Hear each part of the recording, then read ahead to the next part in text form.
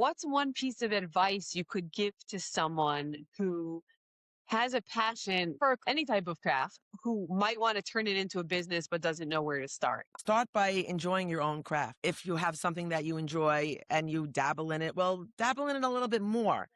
Take on some more things, do it a little bit more often. Maybe share some of it. Tell some people that you're doing this. In the beginning, I was giving away things. I would go to somebody's house for Shabbos lunch and I had my little dish with my jelly beans in it and wrapped up. And my sister is my big cheerleader now. She placed a huge order for her holiday office. I let family and friends know that, I started to sew blankets or I started to knit, um, whatever it is. And just like get the word out that you're doing it, enjoy it for yourself. The social media part's huge. I don't think that people would know what I'm doing if I didn't post. Nobody would know what I was doing. I mean, yeah, I could tell people, but nobody would have seen any of it. Nobody would. Social media is a big, big piece today.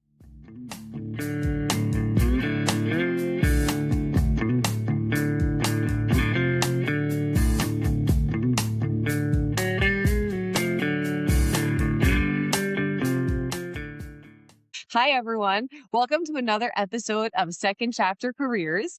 Today, I have Jill Rosalimsky, who is going to share an extremely interesting story because her second chapter was totally unexpected, I think. We met recently when I did a workshop at Jill's resin studio, and I don't want to ruin the whole thing, but her story was so fascinating that I just had to invite her to share it with you. So welcome, Jill. Thank you, Sari, so much for being here. It's kind of surreal since it's okay if I tell the audience that I know you since you're in the carriage. Yes. We both had very different lives back then, that's for sure. So we met recently when I was doing a workshop at your place. Usually I keep the second chapter or the third chapter part for the end, but now I started with that. So let's start from the beginning and then we'll get to how you got into doing these workshops. Sure, sure. So I guess this just happened. This career was not something I planned or expected. I'm an early childhood educator. I always loved teaching. From a young child, I was musical. I loved to sing. I loved to act. Dancing was not in my purview, but I was always on the stage at camp and I learned to play the guitar in high school. And my first job was sitting on a desk in a day camp, playing my guitar, singing Am Yisrael Chai with the campers. And when I raised my children, I had the privilege of teaching part-time. Nowadays, unfortunately, women mostly don't have that opportunity, but I was able to teach part-time. And what I did was I taught music to public school children in Hebrew schools. And I did that for many, many years. Teaching public school children in a Hebrew school setting was very rewarding for me as I was teaching them about Judaism through music. And when my youngest child was 3 and my oldest was 13, that's when I decided it's time to maybe have the opportunity to get out there and work a little bit more. So I became the music teacher at the Hebrew Academy of Nassau County, which you're familiar with. People didn't know me in West Hempstead as anything other than Mora Jill. I was there for over 20 years and started as the music teacher and then became the toddler teacher and the pre-K teacher, which is where I stayed for many years until I moved on to this side of the bridge into New Jersey about 11 years ago. And I married Mark and I had to find my place after all those years at Hank, which was very difficult. Yeah. So It's I'm okay. getting a little, It's okay. so It's I, good when you loved it so much. It's so beautiful to see someone who loved it so much. And I spoke to other people, by the way, who had to change careers because of life circumstances. And it's not always easy. Sometimes it's a great springboard for the next thing. And sometimes it's, almost a tragedy when that happened. Not a tragedy that you got remarried, but that so many things other things changed. had to change. Yeah. Right, right. So I did, obviously I'm a teacher, so that's what I did. I taught in a number of different schools over the years in the area. And 5 years ago, I began teaching at Yeshivat Noam, not as a music teacher. I had already gone back. This is rewinding a little bit. I had gone back to get my master's in early childhood special ed. And so I became a support teacher at Yeshivat Noam, and I loved it there very, very much. It's a great environment, and it was great for me. And after 4 years, I just started to feel that it was a lot and I wanted to slow down a little bit and have some balance in my life. So when I told them at the end of the summer, this past summer, that I wasn't signing contract again, but I said, oh, I'm sure I'll be here all the time because you need a sub all the time. And that was what was really my thinking.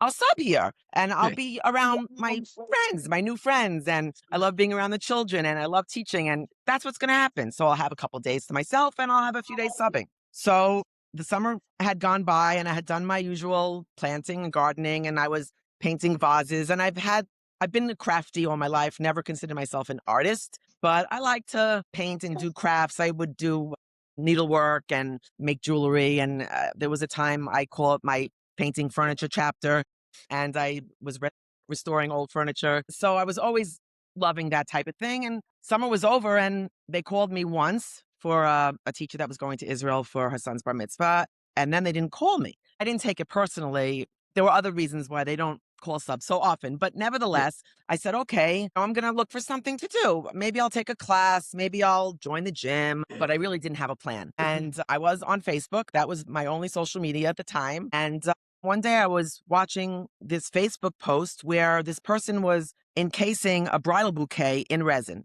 And I love flowers and I was entranced by it. And you know how the algorithm goes. You watch Yeah. one thing and then another and another. And before I know it, there was all these posts coming my way about resin art and these beautiful creations, not just with flowers, but vases and bowls. And I was mesmerized by watching it. So I started to just decide I'm going to try this. I want to, maybe I'll make something out of this. So I ordered the supplies, a few things you needed. And before we knew it, Amazon was coming to my door every day because you get like hooked on it because it's just fun and it's exciting to create, which is what I was doing with the resin. You buy molds and you use different mica powders and these different lots of colored glitter and things like that. You can basically create anything. So I started making these products and these projects for me.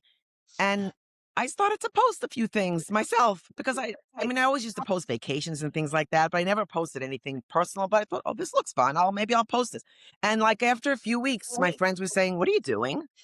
Are you selling these items? I said, no. Well, they look really beautiful. And fast forward, one of my friends said, oh, I do boutiques. A friend of mine that sells jewelry. Maybe you could sell these at a boutique. I said, really? And I started to make more products and people started asking me, are you selling this? And I actually made a post saying, hello, friends and family. I am not in a business. This is not my plan, but who knows what God has in mind. I'm just going to keep making my resin projects and see what happens. And that's how it started. And so now I have a business. It's a formal business. I gave it a name. I call it the Jill Stacy Collection. And just want to say it happens to be, I named it that because my mother named me Jill Stacy. And you know how moms are always so emotional about naming their babies. And I know it meant a lot to her to name me that. And she was always my cheerleader. No matter what I did in life, she was always, you can do this. You can do this. And so I gave it that name. And I started to go to boutiques, and one boutique I heard about, and then another boutique I heard about. And on Hanukkah time, I did 4 boutiques, 4 weeks in a row. Thank God for my husband who was there beside me because it was not easy. A lot of schlepping, all that A stuff. lot of schlepping. It's long days. And if I want to talk to people and if somebody bought something, he had to handle the money. It was just great that he was there and he was supportive for me doing this. And all along, he's been supportive. At first, he saw it as a hobby. That's great. I'm so happy you have something you like to do. When it started to add up, because it gets expensive, okay, how much more are we going to be buying? But I said to him, be patient, be patient. I'll start to get some of it back. You'll see. And what I'm enjoying is I'm enjoying doing the boutiques, but I'm really enjoying teaching because that's also like really who I am.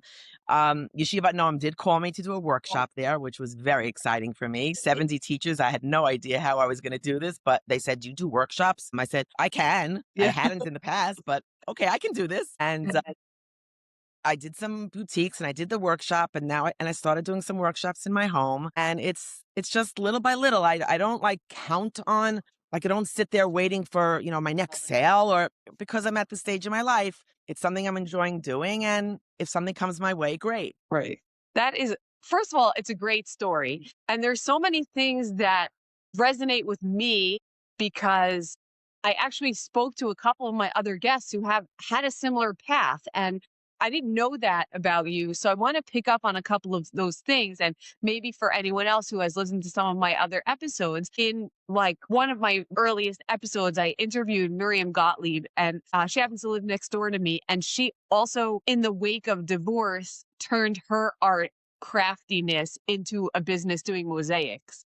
And she had to learn everything from scratch. And while she was doing it, I was watching it because I live next door. She had to figure everything out. And it felt like, oh my God, I'm the only person who's doing this. And I'm the only person who's doing this at this stage of my life, at this, I guess, I don't want to say later, but not younger stage of life. And I think it's so great to hear you say it out loud because already, like in 20 guests, or I don't know how many episodes I've had so far, but already two people have done the same thing. And it may feel lonely to people who are looking to make this change or who are going through the difficulty of divorce and finding themselves again.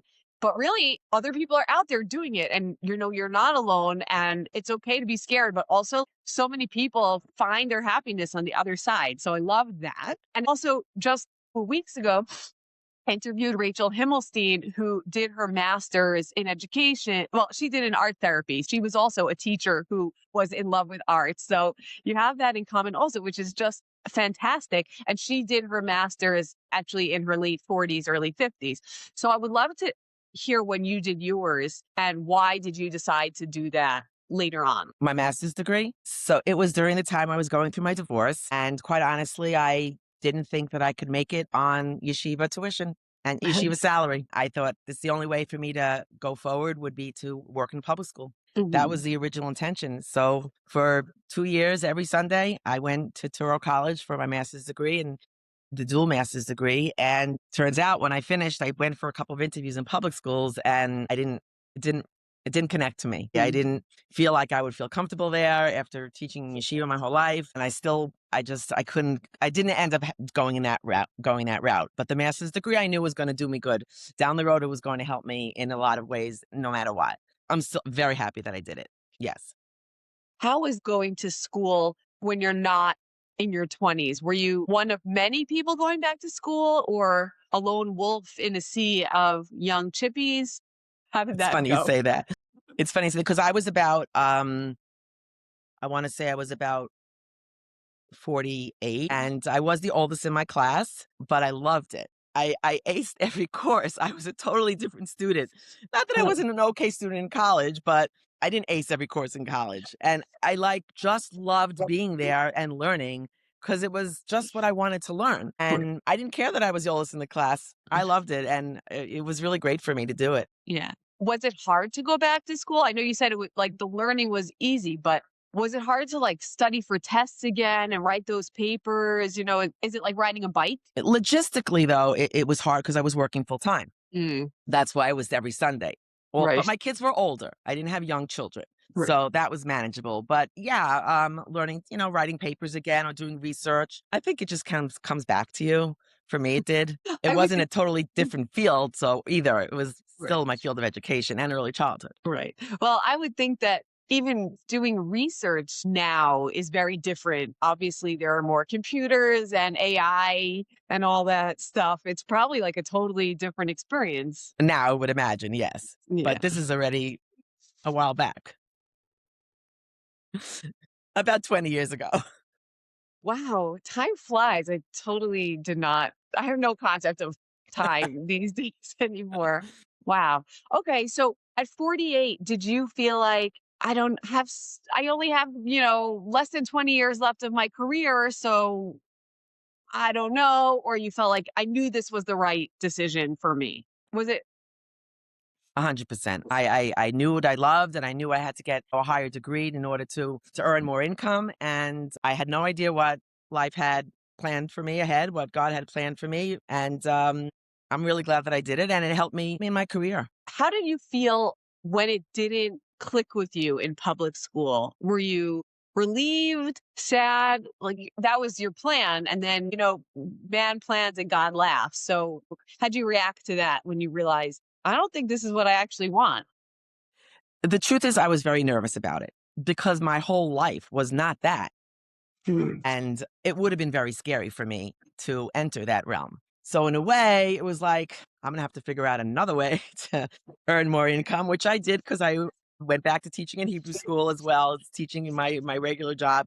So, but I think it was a little relieved. I was disappointed because I put 2 years of effort into this degree and it was costly as well. And I was looking forward to the higher income and the benefits of public school. So that piece of it was disappointing, but in the end of the day, I think it was probably the best thing that happened to me. It's funny how we don't know in advance what's going to be the best thing that happens. We kind of put all our hopes in whatever we think is right. And when it doesn't work out, you could take it either way. You could either be devastated or you can make lemonade. And I think it's great that you were able to find that lemonade and also to be scrappy and to say, like, I'm going to put those other pieces together and go back to what I truly love instead of being beholden to the golden handcuffs, which I think is what makes a lot of people want their second career when they realize, like, the money is not enough if I hate this. Mm. So maybe that comes with maturity. What do you think?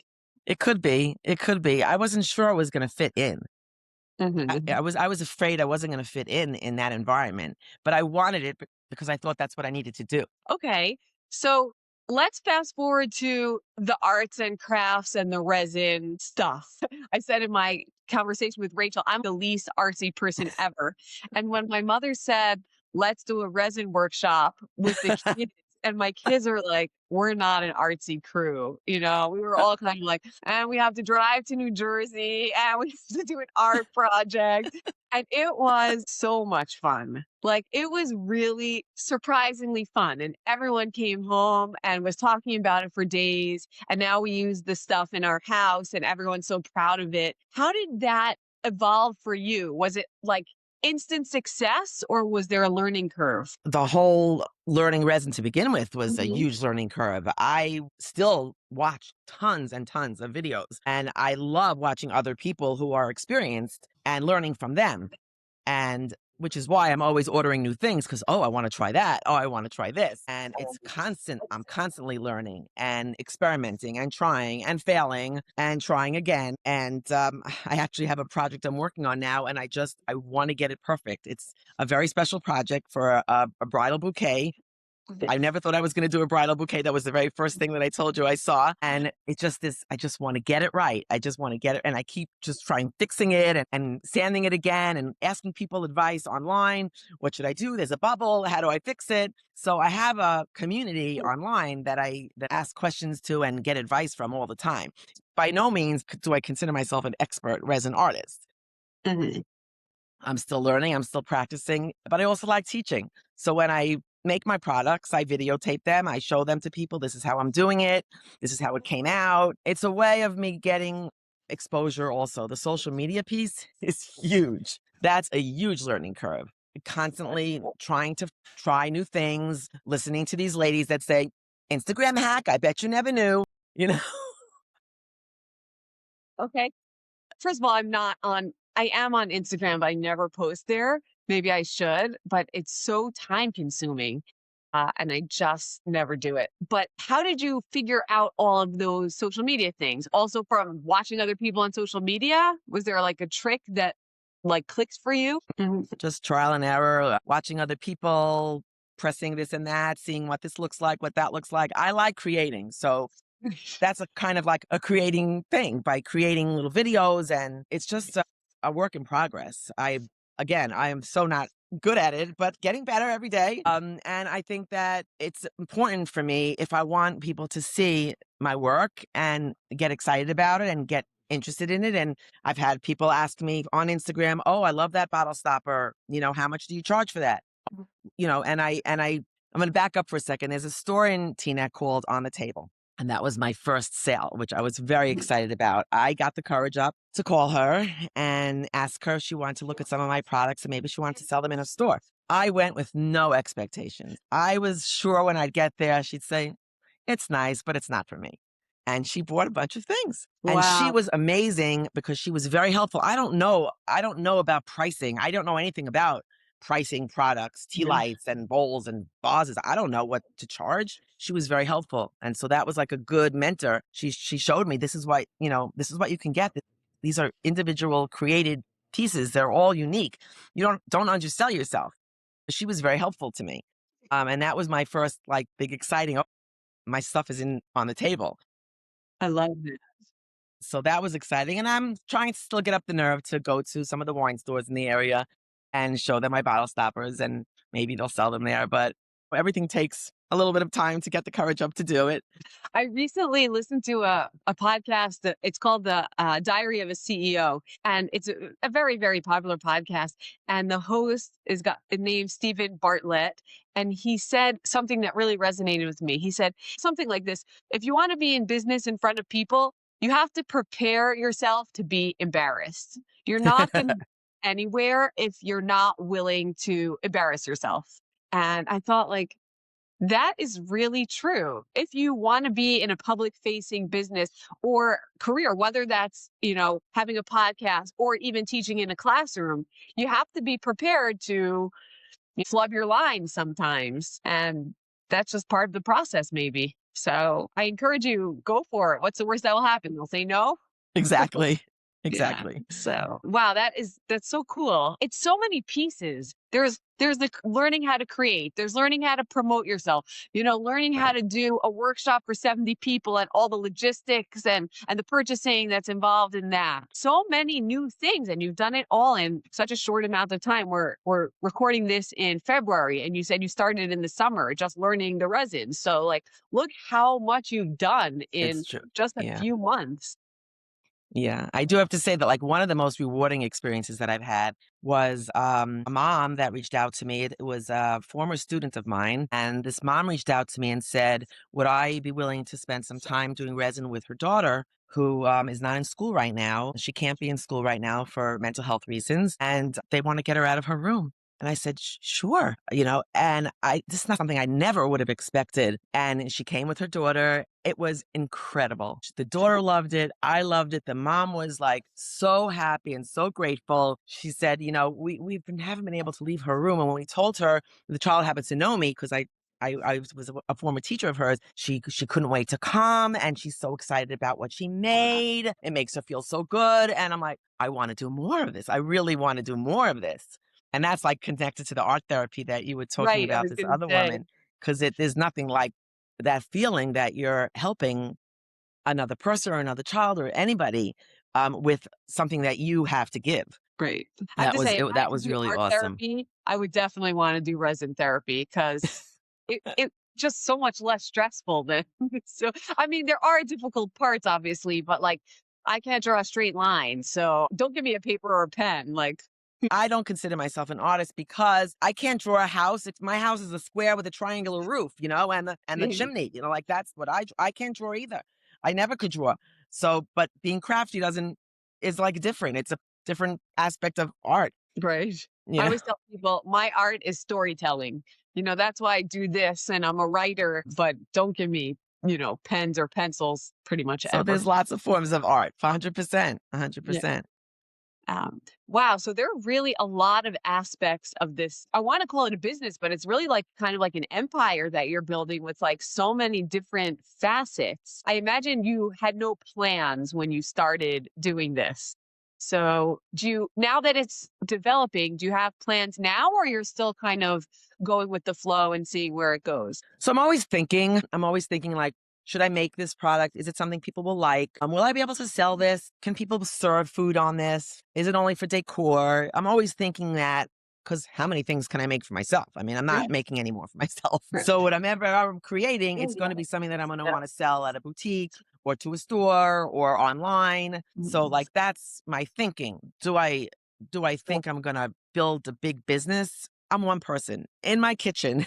In my Right. kitchen workshop. I don't have plans for opening up a big studio and hiring all my little elves to do my resin art and push out, thousands of little resin bowls. That's not what I have in mind. I am enjoying my retirement. I am enjoying the balance. Every day I get that urge to like, oh, what am I going to make today? I take a lot of pictures of things that I see online of other people making things, and oh, I love the way that looks, or I love that technique, and I want to try it. So it's a part of practically every day, and I kind of take it as it comes. I see what's coming my way, what's going to happen with this, but I don't get crazy if a week goes by and no one asks me anything like, are you selling this or how much does this cost? That's fine. I also look forward to like Hanukkah time was very busy.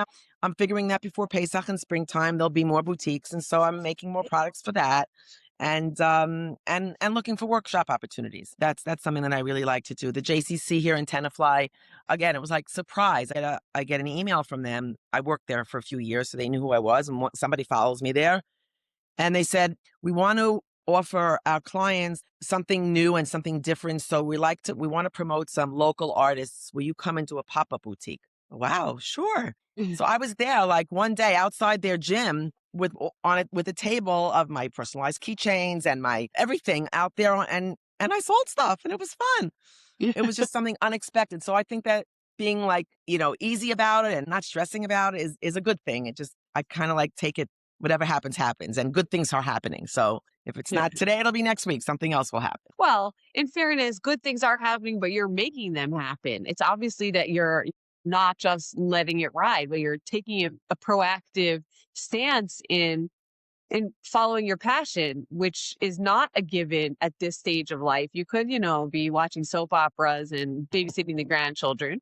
So I think it's fantastic that you're able to do all of these things that you still want to do something so, fulfilling and active instead of not. I I'm sure couldn't. it's drink, don't get me wrong, but like I think that if you're doing something you love during retirement and also, sharing it with others, that's a fantastic, I don't know what the word is in English, but like a zechut, like it's just an amazing Privilege. opportunity. Privilege, right? Yeah. Yeah. I mean, I'm grateful for it. I'm grateful. A year ago, if someone would have asked me, are you planning to retire? I said no.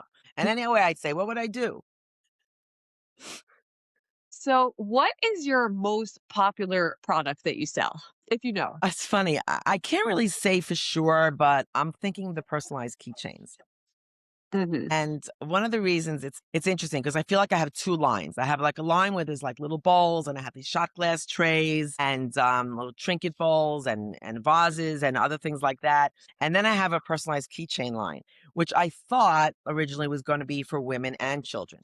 The women were not interested at these boutiques. They came with their children. Most people who came to these boutiques had kids with them. So the pretty glitzy keychains, the women were not interested in, but they wanted their children to take home something. So I had a whole line of children's keychains, which is their initial. Like I have a lot of initials of every letter in different styles and colors. And so if your name starts with S, so there's like 20 S's. So the child would come up and look at all the S's and pick the one that they like for their name, and then pick the keychain that they like, whether it was a fluffy one or a sparkly one or whatever, and then they attach it together. And that was a lot of fun for people. And it became kind of like the Build-A-Bear. Right. It became kind of like build a bag tag. So I kind of coined it as build a bag tag.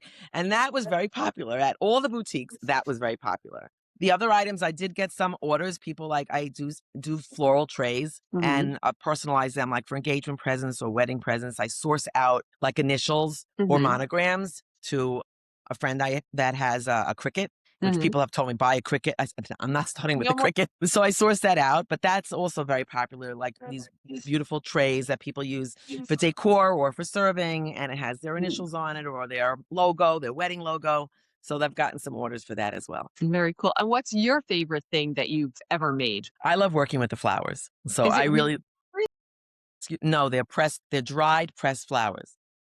You like the can one work we with did? real, right. Yeah. Okay. Well, now I just told you I did this bridal bouquet. So now I'm learning that part of the business.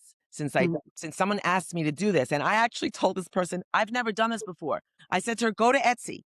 There's Right. lots of people on Etsy who do this. She came back and she said, I trust you. It's way too expensive on Etsy. I'm not spending that kind of money. You'll do fine. So I had to learn how to dry the flowers, and it's like a big deal. But Yeah, I dried mine bouquet. It took like 5 months or something for them to all be dry, hanging on top of the washing machine with a string. I remember it. And then of course I moved and had to throw it out. now they have a better way, Sari. That was a long time ago. Tell me, what does a dried bouquet in resin look like? Is it a box in the same shape as the bouquet with like, I'm picturing like, a clear box around the bouquet, but maybe there's something artsy that you can do with it. Well, Paint us this particular one I made into a tray. So it has these little handles, and Okay. these little pretty gold handles are on the side. So each flower gets cut. You cut the stem off and you cut it down as flat as you can get it. and you set them into the mold and lay them out in a form that you like. And slowly, slowly, you can't just like pour all the resin in and you're done. Yeah. It's like layer by layer by layer by layer. It takes weeks. Right. Well, I remember when we did the workshop and I used these little tiny pressed flowers. So you put the resin on and then the flowers would float to the top. So I imagine with the bridal bouquet, it would be even more intricate and complicated. Right. These are techniques that, again, I just kind of like learning along the way. I, too, the first time I used the pressed flowers, wait, they're moving all over the place. What am I supposed to do? Now, I ask questions and I watch more and I learn. You do a little layer, a very small layer of the resin, lay them down, wait till that dries, watch them, and you have to watch them, make sure if you want to move them, you move them. So the whole resin world is very complicated, and I'm enjoying learning it. Well, you make it look so easy when you when you post the videos. But yeah, I would say for anyone who's interested in resin, it's also good for people who have two left thumbs, as I do. It's not easy, but it's not hard to make it nice. And even if it doesn't come out exactly like you envisioned it, it could still be beautiful. Exactly. You know, Exactly. I wanted to go back to the bridal thing for a second because I'm just so fascinated. Is it a design that you designed or the bride tells you what she wants? In this case, it was the mother-in-law. Oh, The bride doesn't know about it yet. oh, wow. All right, if you're So, listening, you did not hear it here first. Wow, what a nice, thoughtful gift. It's so cool. and here's a funny thing. I reached out to this mother-in-law and I said to her, I have some extra petals now that the buds are all the flowers are all set in. I have some extra petals. What would you like me to do with them? And I just like thought, would you like me to put them into a tea light? And she said, definitely do that. And I'd never done that before either. So I took the flower petals and I put them into my tea light mold and it came out so beautiful. And when I posted it, someone said to me, this could be so big, Jill. This is a great thing. Not everybody wants to have a big tray with their floral bouquet, but maybe just some of their petals from there. It could be a smaller thing. It's less expensive. It's less complicated. So like, I feel like that's out there. And like one thing just kind of like leads to the other. I saw somebody posted the chuppah, the glass that they break at the chuppah. And now I feel like I could put that into resin. Probably. Have you done glass in resin before? Can you see So the glass in the resin? yeah, I'm starting to do it. I purchased from Amazon cut glass. They sell it. Yeah. And I just wanted to play around with it a little bit. So I was experimenting with it and I put it into something and it came out really pretty. So again, it's like, I don't know what will come. Will it get out there that I now do, the glass from the chuppah in resin? Maybe. Will someone reach out to me and ask me? Maybe. I don't know. It's fun for me to learn. It's fun for me to experiment and see where it goes. It's so cool. Like I think it's so cool to learn new things. And a lot of people don't have time to learn new things. So I just wanted to add, like for anyone listening, it's never too late. And when you're not looking for something, you never know what you'll find if you keep an open mind and an open eye. How many things that you make have you had to throw out because you didn't like them or you hated them? What's the learning curve like? Just when we say like, oh yeah, you can always learn new things. Like, tell us really, what was it like to have to learn this whole new business? Well, the good thing about art in general is that it's very subjective. So what looks pretty to one person might not look pretty to another person. And if something doesn't come out the way I thought it was going to come out, like you said, it could still look pretty. So I'll pour something and I'll have something in mind and it didn't come out the way I wanted it to come out. I don't necessarily throw that away. I have to throw away pieces. Resin is very, very temperamental. A lot of things affect the resin. The amounts, the exact amounts of the hardener and the resin, because it's two pieces. It's like a chemical reaction. So it has to be poured exactly. The temperature in the room matters. Dust matters. Like all sorts of things. The amount of, let's say, material that you put into it. If you put too much mica powder or too much alcohol ink, it can affect how it's going to come out. So yes, there have been things that have come out sticky. There was one project that I watched somebody do it and I thought I was doing it just the way she did it. And I'm waiting for it to dry and I'm waiting for it to dry. One day, it should only take a day. Okay, 2 days and it's still sticky and it's still sticky. I'm like, this is not happening. This is never going to harden. I don't know why. Something went wrong. It could have been, like I said, any one of those aspects. It went wrong. I took the whole thing, chucked it in the garbage. Okay, I never tried that one again, but I will. Okay. I just haven't gotten to it yet. Because also some things, like if It was a big mold. It was a big round mold. And I didn't want to try something new because you use a lot of resin and it's expensive. So the first things I made were smaller. So if it didn't come out so well, it wasn't so bad. If you make a big thing and it comes out bad, that's a little upsetting. So yes, there are things that don't come out right and I have to chuck it or redo it for any one of those reasons that I've mentioned. It could go wrong. But there's Right. always that possibility that it won't look the way you wanted it to, but it's still pretty. Yeah. You talked at the beginning about like, I saw a Facebook reel and then, I saw another one. I had to try it. I'm the person who watches, let's say, like those food videos of like, people making these food. And I'm like, nobody does that. I'm never doing that. That's why I go to restaurants, so I don't have to make these fancy things. Although I have kids who do. I'm still amazed by the fact that you said, hey, I'm going to try that. What was it? Is it what was it that drew you? Is it the like soothing look of the resin as you're pouring? Because that's like that itself is addicting to watch. But what was it that really you said, I want to try that? If you I know think that the woman. the bridal bouquet in the resin looked so beautiful to me. It was a colorful bouquet, and the resin is clear. It's like crystal clear. It's hard to describe it, this way, but it just was popped. The colors popped, and I was like, "Wow, that is so pretty." And like I had said to you before, in the summertime, I was like grabbing every glass vase I had. And how many glass vases do you have in your house?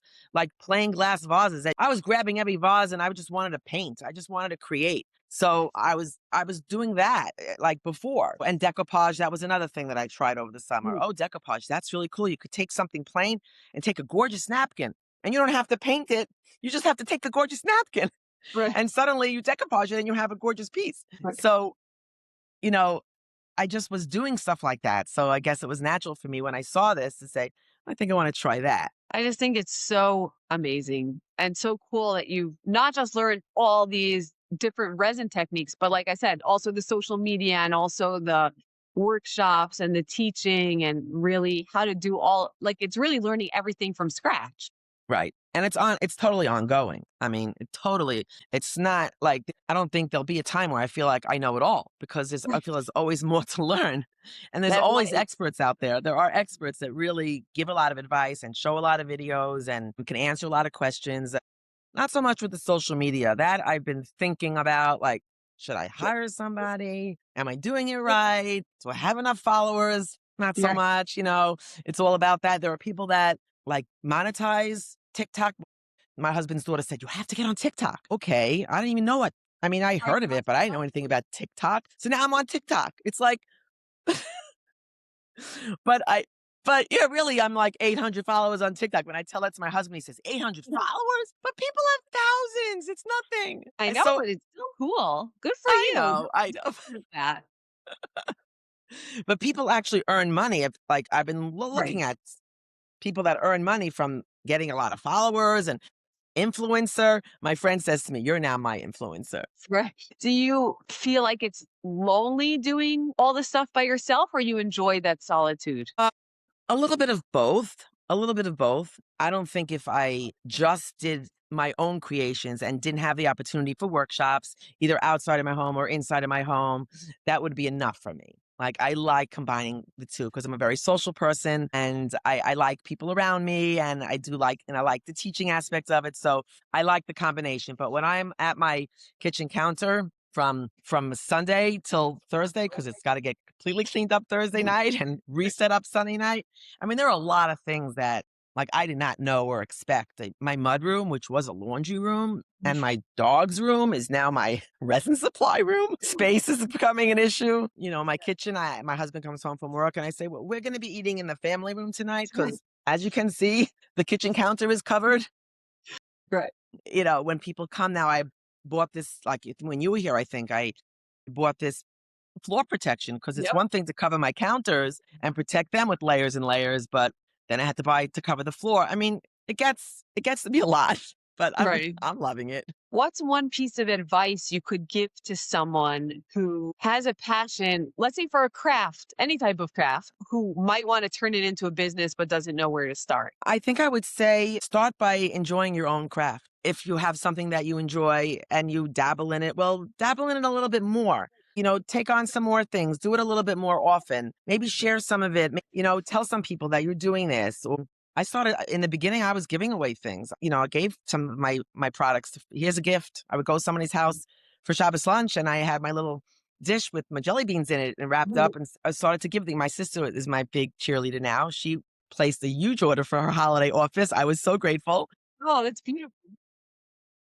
So I would say let family and friends know that, I started to, sew blankets or I started to, knit whatever it is, or I'm decoupaging bowls and just like get the word out that you're doing it, enjoy it for yourself. And I do believe that the Mhm. social media part's huge. I don't think that people would know what I'm doing if I didn't post. Nobody Right. would know what I was doing. I mean, yeah, I could tell people, but nobody would have seen any of it. And social media is a big, big piece today. It's very important.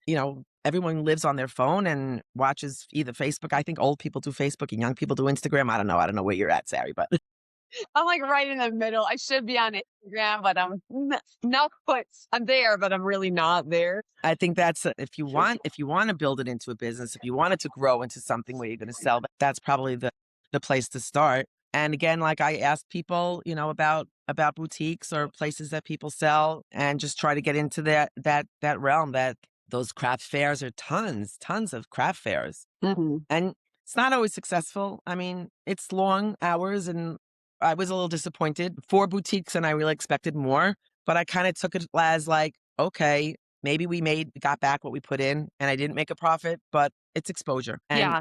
I was going to that's say Miriam talked about her mosaics that sometimes people they see you at the fair and then they say, oh, I want to do a workshop for that. So, okay, so you didn't make the, $90 on the bowl, but you got to do the workshop later, which anyway is more fun and also makes more money. So it kind of like builds. The problem is maybe not being able to measure it always. That's like a whole other aspect of the business, which you may or may not want to do at this stage. yeah. Yeah. Well, a lot of times my husband and I talk about it and he says to me, we really need to sit down and write down like, what you're buying, how much you're selling. I said, I don't want to talk about it. That's too much for my head. I think that, as long as I have a balance, I'm not going overboard and I am bringing in, I think the fact of the matter is I'm learning that the workshops are more profitable than Sure. actually selling the individual items. Yeah. And there are people that do that, like that's their people that do that like for a living. They run art workshops. Mhm. I don't know. I don't see myself doing that on a regular basis, but as a part of my business, I like that. Right. So it's a lot of different, like you say, a lot of different aspects that have to kind of come together and just kind of Right. like working them all at the same time. I'm always thinking. It's a certain type of person that, like, even in retirement, you just can't rest because the brain is always working. And I think that's great. Yeah. I don't think I would have been able to retire and not have Right. something like on a regular basis. I'm not the kind of person that could just sit like you said, or, you know, even if I went to a class or an exercise class, but I would need something more continuous. That's just like you said, it's just your personality. I'm so happy for you that you found it and that you're able to share that beauty with so many people, not just 800 TikTok followers, but, everyone on Facebook and Instagram and whoever's listening to this podcast. It's such a beautiful thing to share beauty in the world and to do something that you love. And, you can see it on your face how much you love it. And it's a joy to share that with you. Thank you, Sari. Thank you So so much. thank you so much for sharing your story. Any parting words that I maybe forgot to ask or that you want to share? I want to thank you for having me because it really meant a lot to me. As soon as you invited me, I called my kids and I said, "Guess what? I'm going to be on a podcast with Sari Holt." Well, now you're on Instagram, Facebook, TikTok. You gotta branch out to more medias, right? So I really appreciate it, and I hope that anyone listening will feel that it's okay to start small, take baby steps, learn from others, go with your passion, and don't be afraid. Thank you so, so much. And I will put all your handles in the show notes so people of all ages can find you wherever they are and enjoy your beautiful artwork and hopefully do a workshop. I really cannot recommend it enough. We had such a fun time. And I hope you get to work with lots more groups and families who can also enjoy that type of experience. Thank you. Thank you so much. I had a family here that recently, and it was a grandmother and a mother and a granddaughter, and that was really cool. Like that whole bonding experience was really nice. Yeah, that sounds beautiful. We were also a grandmother, a mother, and children. True. You were many children. Think of it. Yeah. And it was nice. And also just for the record, even the boys liked it. The teenage boys liked it. So yeah. And just That's a for big plus. wants a good story. My 13-year-old son, he wants to make a tray and he designed this tray and it's blue with gold swirls in it. And he's really excited about it. It's like this big, let's say the size of two hand, like it's pretty big. And he comes home and he says, I'm going to put here a bagel on one side and my eggs on the other side. And I'm looking at him like, this is too pretty for breakfast. Like, this is not an everyday type of thing, you know? It serves to be on a fancy table with like real food, not a bagel and eggs. That's Um, funny. Your projects came out beautiful. I posted them. They were really pretty. yeah, we really liked it and we really enjoy using everything. So thank you so much. No, I didn't know, but yeah. Good for you. Just, I'm so happy for you and so may it continue to grow and spread the joy. Thank you, Sari. Thank you so much for having me.